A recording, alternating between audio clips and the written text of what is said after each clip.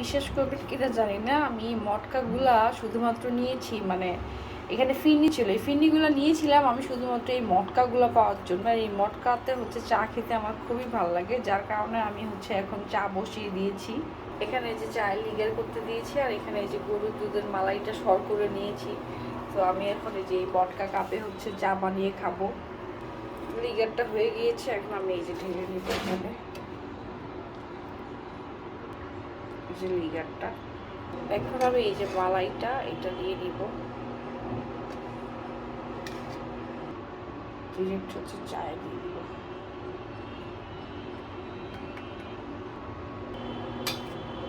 এটা আমার খুবই ভালো লাগে এই জিনিসটা। এখানে কিন্তু দুধটা একদমই গরম গরম, হ্যাঁ এই যে বলক আসতেছে, আমি কমিয়ে দিয়েছি একবারে। আর চিনি হচ্ছে আমি এক্সট্রা করে এখন অ্যাড করে নিব, একটু গুঁড়ো দুধ দিব। এই হচ্ছে আমি একটু চিনি অ্যাড করে দিব এখন। চিনিটা আগে দেওয়া দরকার ছিল, আর এখন আমি হচ্ছে যে গুঁড়ো দুধটা দিয়ে দিচ্ছি।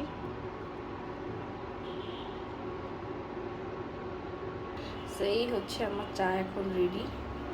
এটা খেতে খুবই ইয়াম্মি হয়।